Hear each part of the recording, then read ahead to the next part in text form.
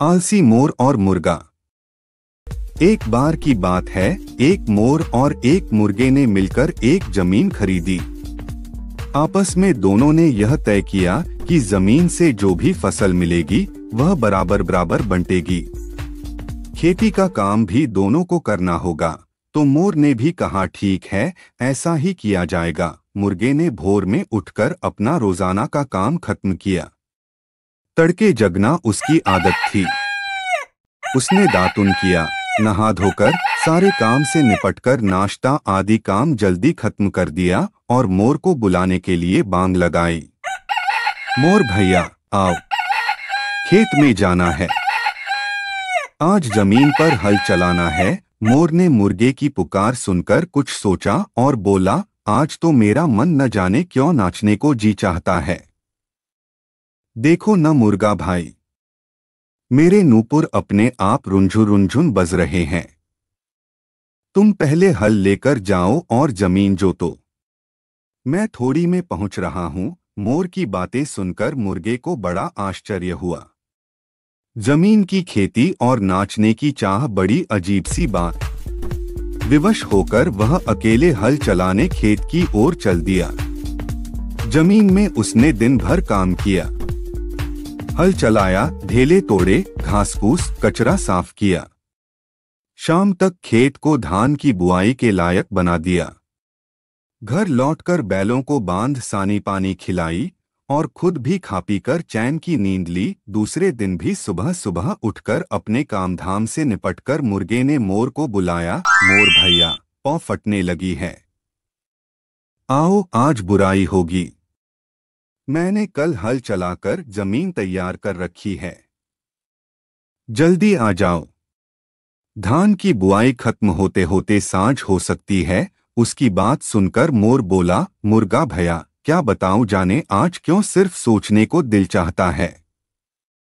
मैं केवल खाने पीने की बात नहीं सोचता और बहुत सारी बातें बैठे बैठे सोचना चाहता हूं। धान की बुआई में मैं तो आज कतई नहीं जा सकता। तुम जाकर बुआई कर दो, मुझे जरा सोचने का मौका दो। मुर्गा अकेले चला गया और बुआई का काम सांझ तक करता रहा। अकेले सब कुछ करने में उसे तकलीफ होती थी, पर वह मजबूर था। मोर का दिल आज कुछ चाहता था तो कल कुछ और ही। देखते देखते एक हफ्ता निकल गया। धान के अंकुर आ गए, पानी देना जरूरी हो गया था, तो मुर्गा ने मोर से बोला, भाई धान के अंकुर आ गए हैं, क्यारी में पानी देना जरूरी है, चलो मिलकर पानी चढ़ाएंगे, नहीं तो अंकुर सूख जाएंगे। मुर्गे की बात सुनकर मोर ने मल्हार राग अलापने लगा। बोला, मुर्गा भैया आज तो मेरा गीत गाने को चाहता है। मैंने संगीत शुरू किया कि घटा उमड़ेगी और रिमझिम पानी बरसेगा। खेत की अपने आप सिंचाई हो जाएगी और फिर सिंचाई करना तो कोई कठिन काम नहीं है। तुम सिंचाई खत्म करके जल्दी घर लौट आना, मेरा संगीत सुनना। उसने गाना शुरू कर दिया। उसका गाना सुनकर मुर्गे का कान फटने लगा।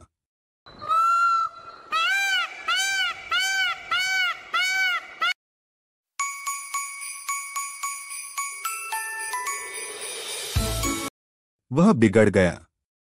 वहां से उठ खड़ा हुआ और चला खेत की सिंचाई करने। सिंचाई का काम करने में उसे खुशी मिल रही थी। वह रोज खेत में जाता और खेती का काम करता रहा। देखते ही देखते धान के हरे हरे पौधे खड़े हो गए। हरे भरे पौधों में बालियां निकल आईं। लहलहाती बालियां पक गई। पीले पीले धान के खेत, झुकी झुकी लंबी लंबी बालियां देखते ही बनता था।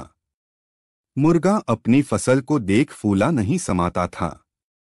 कटाई का वक्त आ गया। मुर्गे ने मोर से कहा, मोर भैया धान पक चुका है, चलो कटाई कर लेते हैं, नहीं तो चोरी का डर है। शेष आगे का कहानी जानने के लिए पार्ट 2 देखें और इस तरह के रोचक कहानी देखने के लिए इस चैनल को सब्सक्राइब जरूर कर लीजिएगा। धन्यवाद।